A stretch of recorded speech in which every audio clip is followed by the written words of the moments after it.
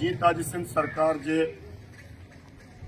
ज़ालमाना पॉलिसियन के खिलाफ जो खास तौर पर सिंध जा प्राइमरी उस्ताद मुतासिर थिया पेंशन डिस्पैरिटी अलाउंस उन खोड़ सारा मसाइल जो उनके खिलाफ फेडरल ऑफ मरकज़ के सद ते सिंध एम्प्लॉइज़ अलायंस के सद ते जैमें सिंध जा 42 महकमा शामिल आहिनि उन्हनि सभिनी जी गॾियल राय ते 23 खां 27 तारीख़ ताईं स्कूलन की तालाबंदी है।